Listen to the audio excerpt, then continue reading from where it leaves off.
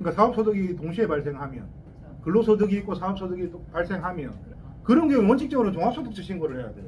연말정산이란 개념을 좀 잘 이해하셨으면 좋겠는 게, 그 합산 과세되는 소득이 총 6가지가 있다고 했는데 그 중에 하나가 근로소득이었습니다. 원래는 근로소득도 소득이잖아요. 소득세 신고를 해야 돼. 근데 연말정산이라는 제도 때문에 좀 편해진 거예요. 소득세 신고를 안 해도 되니. 연말정산을 왜 안 하면요, 매달 원천세를 떼가잖아요. 급여 받을 때. 공제는 1년 단위인 게 되게 많거든. 예를 들어서 기본 본인 공제, 부양가족 공제, 그건 1년 단위로 이루어지잖아요. 매달 원천세는 떼가지만 한 번쯤 정리하는 기간이 필요한 거예요. 그래서 연말정산을 하는 거거든요. 1년 기간 안에 끝내고, 원칙은 종합소득세 신고를 해야 되는 게 원칙이에요. 근데 근로소득만 있는 사람들은 연말정산으로 안 해도 된다. 그런데 근로소득도 있고 사업소득도 있으면 원래도 해야 돼요. 종합소득세 신고가 되게 어려운 게 아니고, 뭐 그런 경우, 어떤 경우 그러냐면 직장 다니는데 임대소득이 발생했어. 뭐 예를 들어서 1200인가 2000 확실하게 모르겠는데 그 이상이 넘어가면 합산과세 되거든요. 종합소득세 신고를 같이 해야 돼요. 종합소득세 신고를 하면 돼요. 그런데 굳이 세무사를 써야 되느냐? 그때도 세무서 찾아갑니다. 그러니까 세무 관련 모르는 게 있으면요, 세무서를 찾아가면 되는데 타이밍이 중요해요. 타이밍. 5월달에 종합소득세 신고죠.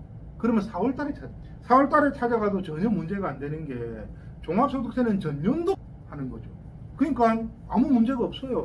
5월달에 찾아가면 그 사람들 되게 바쁘거든. 소소에 전국에 있는 사업자들이 다 아는데 얼마나 바쁘겠어요. 4월달에 찾아가면요, 한가하게 도움 잘 받을 수 있어요. 그러니까 세금 관련 문제가 생기면, 예를 들어 부가세 문제가 생기면 신고하는 달에 가지 말고 한 달 빨리 가서 자기 상황을 조금 디테일하게 설명해주면 설명해줄수록 좋습니다. 그러면 그 세무 공무원들도 답을 줄 때가 되게 많아요. 선생님 같은 상황에서는 이렇게 하는 게 낫습니다, 저렇게 하는 게 낫습니다. 근데 이제 우리가 인연이 맺어졌잖아요. 그러면 이제 저한테 질문을 어떻게 하냐면, 세무서 찾아가니까 이렇게 하라고 하는데 이렇게 하면 될까요? 라고. 세무공무원들은 나라 편이지 선생님들 편이 아니잖아. 나는 나라 편이 될 이유가 없잖아. 그러니까 그런 식으로 질문 좀 되게 좋아요. 그러니까 저한테 카톡에 제 교육받은 분들이 질문을 어떻게 하냐면요, 우리 세무사는 이렇게 하라는데 이렇게 하면 돼요? 라고 질문 되게 많이 줘요. 그럼 제가 판단해보고 그렇게 맞을 것 같으면 세무사가 시킨 대로 하세요.